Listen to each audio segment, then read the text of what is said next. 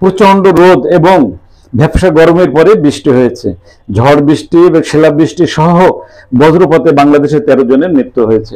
অনেক ফসলে ক্ষতিগ্রস্ত হয়েছে, ভেঙে পড়েছে গাছপালা, বিভিন্ন সবজির ক্ষেতও ক্ষতিগ্রস্ত হয়েছে। রবি সোমবারে বজ্রপাতে 13 জনের মৃত্যু হয়। এর মধ্যে কুমিল্লার মুরাদনগর ও বরুড়া উপজেলার 4 জন, কিশোরগঞ্জের অষ্টগ্রাম ও মিঠাইলে 3 জন, নেত্রকোনার কামলাকান্দা ও মদনে 2 জন, সুনামগঞ্জের সাল্লায় 1 জন এবং চাঁদপুরের কাচুয়ায় 1 জন সহ যশোরের 1 জন সহ 13 জন নিহত হয়েছে।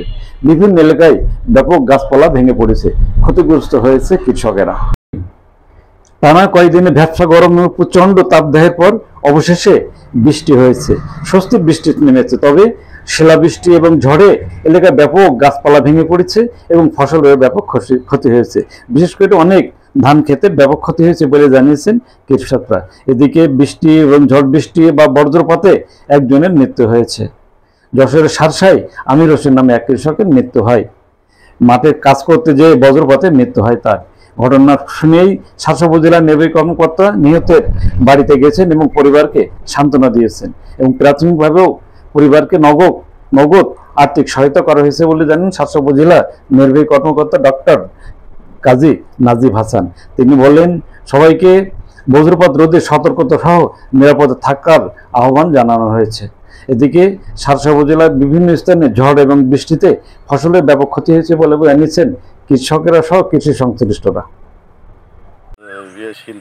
শিল পড়েছে, ধানও নষ্ট হয়েছে, কৃষকদেরও ক্ষতি হয়েছে, ঝড় পানিও হয়ে গেছে, গাছগাছালিও ভেঙেছে।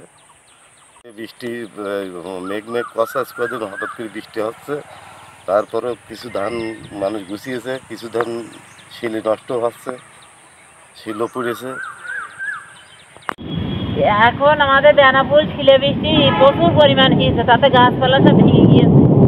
আমার নাতিরা সব থালা ভরে ভরে শিল দিয়েছে, এত পোড়াপুরি। দেশ বিদেশের সব খবর জানতে, দেখতে, শুনতে, শিক্ষা, স্বাস্থ্য, যোগাযোগ, ভ্রমণ, বাণিজ্য ও বিনোদন সহ বিভিন্ন বিষয়ে সবার আগে সব প্রতিবেদনকে দেখুন ভয়েস অফ কলকাতায়।